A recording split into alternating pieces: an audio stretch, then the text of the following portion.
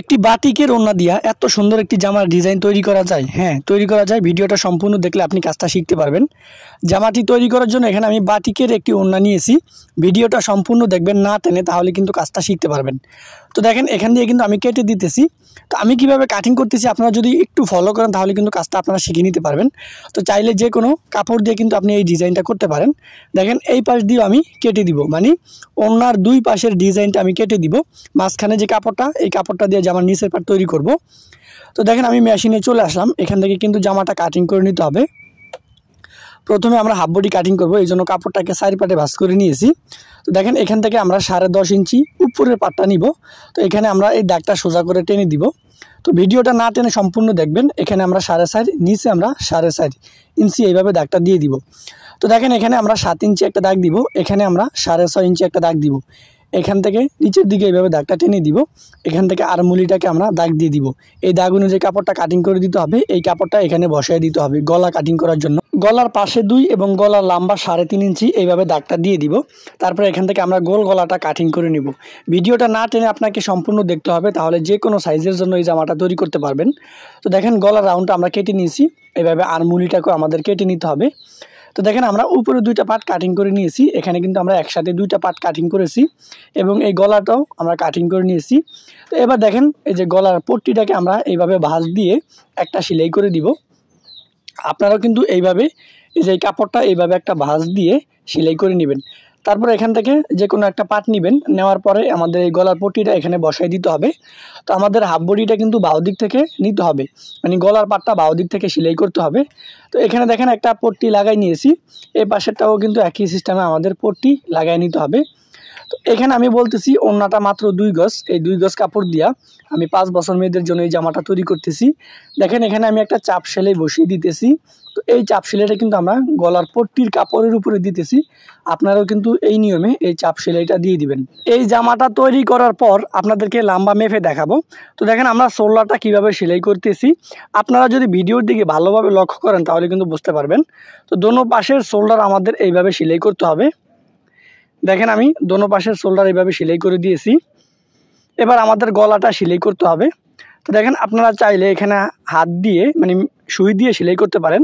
তো আমি মেশিন দিয়ে সেলাই করে নিয়েছি। তো এখানে দেখেন, আমাদের এই কাপড়টা নিতে হবে। নেওয়ার পর এখান দিয়ে আমাদের 2 ইঞ্চি পরিমাণ কাপড় কেটে নিতে হবে। এই কাপড়টা দিয়ে আমরা বুকে ডিজাইন করব। তো ভিডিওটা না টেনে আপনাকে দেখতে হবে। তো দেখেন, এখানে কাপড়টাকে আমরা এরকম ভাঁজ করে নিয়েছি এবং হাতার লম্বা আমরা 7 ইঞ্চি নিয়েছি। সেলাই করার পর আমাদের এটা 4.5 ইঞ্চি থাকবে। তো দেখেন, এখানে কিন্তু আমাদের জোড়া দিতে হবে। তো এই জন্য এটা এখান দিয়ে কেটে নিতে হবে। তো এখানে দেখেন, আমরা এই কাপড়টা নিচে রাখবো এবং হাতের কাপড়টা উপরে রেখে এটার মাপে আমরা কাটিং করে দিব। যেহেতু আমাদের হাতার গোড়া এবং হাতার মাথায় কুচি দিব, বাট রাবার লাগাবো, এই জন্য এখানে কাপড় বাড়তি নিতে হবে। এখানে 3.5 ইঞ্চি, এখানে আমরা 5 ইঞ্চি এইভাবে দাগটা দিয়ে দিব। তো এখানে দেখেন, আমরা দাগটা দিয়ে দিয়েছি। এবার এখানে কিন্তু আমরা জোড়া দিয়ে দিব। তো আমি জোড়াটা কিভাবে দিতেছি আপনারা যদি ভালোভাবে লক্ষ্য করেন তাহলে কিন্তু বুঝতে পারবেন। এখানে আমরা একটা সেলাই দিয়ে দিব এবং এই সেলাইয়ের উপরে আমরা একটা চাপ সেলাই বসিয়ে দিব। তো এই নিয়মে কিন্তু দোনো পাশে আমাদের জোড়াটা দিয়ে দিতে হবে। দেখেন, আমি আপনাদেরকে একদম সহজভাবে দেখানোর চেষ্টা করি, যেভাবে দেখালে আপনারা কাজটা শিখতে পারবেন। তো এখানেও আমি চাপ সেলাই দিয়ে দিয়েছি এবং হাতার মাথাটা দেখেন আমি একটা ভাঁজ দিয়ে দিলাম এইভাবে। তো এখানে ভাঁজ দিয়ে দিয়েছি এবং রাবারটা আমরা নিব 10 ইঞ্চি পরিমাণ, 2টা রাবার নিব 2টা হাতার জন্য। তো দেখেন, এখানে আমরা রাবারটা নিয়ে নিলাম এবং এই রাবারটা ভিতরে রেখে কাপড়টা এইভাবে একটা ভাঁজ দিয়ে সেলাই করে দিব। এই পাশেও কিন্তু আমাদের একই সিস্টেমে সেলাই করে দিতে হবে। তারপরে রাবারটা ভিতরে রেখে আমাদের একটা চাপ সেলাই বসিয়ে দিতে হবে। এখানে কিন্তু আমাদের রাবারের উপরে সেলাই দেওয়া যাবে না, সেলাইটা কিন্তু একেবারে কানে দিতে হবে। তারপরে এখানে মাঝখানে রাবারটা টেনে একটা চাপ সেলাই বসিয়ে দিতে হবে। একই নিয়মে আমরা 2টা হাতা তৈরি করে নিব এবং হাতার গোড়ায় দেখেন আমি ছোট ছোট করে কুচি দিতেছি। আপনারাও কিন্তু এইভাবে ছোট ছোট করে কুচি দিয়ে নেবেন। দেখেন, আমি আপনাদেরকে একদম সহজভাবে দেখানোর চেষ্টা করি, যেইভাবে দেখাইলে আপনারা কাজটা শিখতে পারবেন। তো একই নিয়মে কিন্তু দোনোটা হাতায় আমাদের এরকম কুচি দিয়ে নিতে হবে। তো 2টা হাতা আমরা কুচি দিয়ে নিয়েছি। এবার হাফ বডির সাথে আমরা এই হাতাটা জয়েন করব। দেখেন, আমি হাতাটা কিভাবে জয়েন করতেছি, এখানে একটা সেলাই করে দিব। এই নিয়মে কিন্তু দোনোটা হাতা আমাদের লাগিয়ে নিতে হবে। তো আমি কিন্তু ডাবল সেলাই করতেছি, আপনাদেরকে দেখালাম একটা করে সেলাই। তো এখানে এই যে কাপড়টা নিয়ে নিতে হবে, মাঝখান দিয়ে কেটে দিতে হবে। এখানে আমরা 2টা পার্ট কেটে নিব। এটা হচ্ছে জামার নিচের পার্ট। তো আমি আপনাদেরকে মেপে দেখাই। দেখেন, এখানে 17 ইঞ্চি লম্বা জামার নিচের পার্ট। তো এখানে যেহেতু দুইটা পার্ট আছে, একটা পার্ট নিতে হবে, নেওয়ার পর এখানে ছোট ছোট করে কুচি দিতে হবে। দেখেন আমি ছোট ছোট করে কুচি দিয়ে নিতেছি এখানে। আপনারাও কিন্তু কুচিগুলো দিয়ে দিবেন। তো কুচিগুলো যে দিবেন সব দিকের কুচি যাতে এক থাকে, ছোট বড় যাতে না হয়, তো এটা খেয়াল রাখতে হবে আপনাদের। তো দেখেন আমি দোনোটা কাপড়ে কুচি দিয়ে নিয়েছি। এবার আমাদের হাফ বডির সাথে এই কুচির কাপড়টা জয়েন করতে হবে। দেখেন আমরা হাফ বডির কাপড়টা নিচে রেখেছি এবং কুচির কাপড়টা উপরে রেখেছি, রেখে একটা সেলাই করে দিব। এখানে আমাদের একটা চাপ সেলাই বসাই দিতে হবে।